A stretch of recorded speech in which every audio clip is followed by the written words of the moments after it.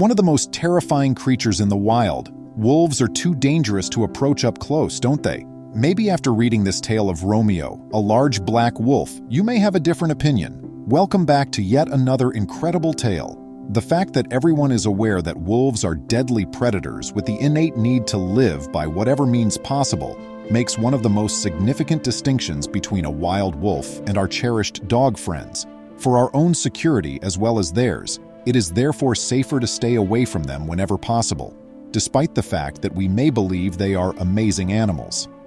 However, the encounter with one of these elusive animals in 2004 outside the Juneau house of Alaskan wildlife photographer Nick Johns and his dog Dakota transformed their lives irrevocably.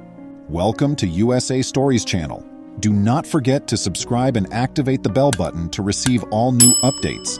Now let's go to the story.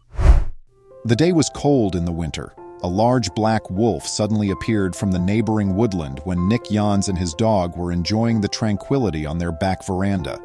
Dakota darted off the porch and straight into the untamed dog before Nick could stop him.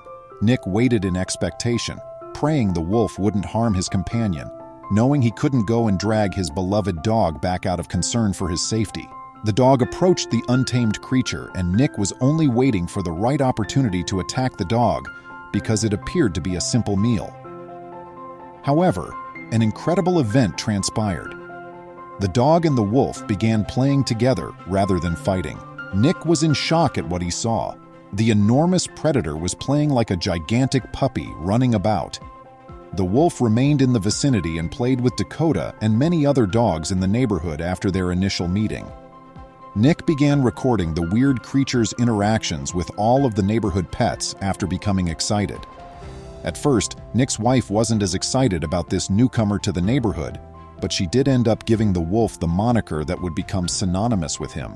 "My wife," Nick remarked, "was looking out the window one chilly morning, and there was the wolf curled up out on the lake ice, waiting for Dakota to come out." She did not exactly approve of this miscegenation, Nick added. She replied, "There's that Romeo wolf again," in that somewhat protective, arms-folded sound that any mother would use with a cute teenage daughter. Nick immediately realized that this wolf was unlike any other. The wild dog was quite beautiful, with coarse hair and shrewd eyes, yet in spite of his powerful build, he didn't appear hostile at all. Romeo seems to start having the same level of trust with the photographer as well. The wolf in Mendenhall Glacier Park quickly established himself as a regular part of the community and was well known for engaging in dog play. Romeo was not only dispelling all of the stereotypes that Nick and other people had ever encountered about wolves, but he was also demonstrating that his affection for other canines was a continuous emotion. People were first afraid of the enormous black wolf, and who wouldn't be? However, it quickly became apparent that his intentions were pure and that all he wanted to do was play with the other dogs, something the cherished creatures were more than happy to oblige him with. Over time, some Juneau residents became used to the unusual animal and began to perceive the wolf from a different perspective. Romeo quickly started to trust the locals too, as if he sensed they didn't want to harm him. In an interview, Nick stated, "The wolf would bring out toys that he'd stashed. One of them was a foam float. Romeo would grab it and carry it over to my friend Harry so he could toss it. It seemed as though he considered himself to be a dog." Nick started to wonder whether he might possibly form a relationship with the wolf that would be comparable to his relationship with his dog after noticing this unexpected side to the usually savage animal. The photographer would relate the story of the incredible wolf to anybody who would listen. Given that dogs enjoyed playing with toys more than people, he was aware of how essential toys were to many of them. Fortunately, Romeo demonstrated that, like any other dog, he enjoyed playing when Nick handed him toys to see how he would respond. Nick thought that the time the untamed animal was spending with the tamed dogs was having a beneficial effect on him. "He clearly understood the same sort of behaviors that we see in dogs," stated Nick. And it's possible that Romeo used his understanding to pick up on how he could fit in with the local dogs and humans in order to survive in unfamiliar territory. Romeo, having grown up in a pack, had probably absorbed some social skills from that experience. Since collaborating is the most effective and secure strategy for surviving in the wild, wolves frequently do so. Romeo very likely realized that he needed to make friends with the dogs at the park in order to live. Romeo was becoming more at ease with others, although he still maintained a respectful distance most of the time. Nick was one of the few people he would approach closely, but even though the photographer had several opportunities to pet the wolf, he was aware that it was still a wild animal and that he shouldn't attempt to handle it like a typical dog. Romeo stayed in the Juneau region for 6 years, having pleasure and playing with the dogs.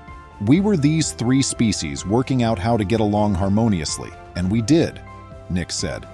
The photographer never would have thought that a fortuitous meeting with such a magnificent and inspirational animal could result in a relationship that would endure for so long.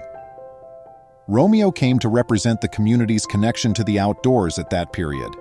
The remarkable coexistence of the wolf, dogs, and humans in the little town made it evident to anyone outside the region how special it was.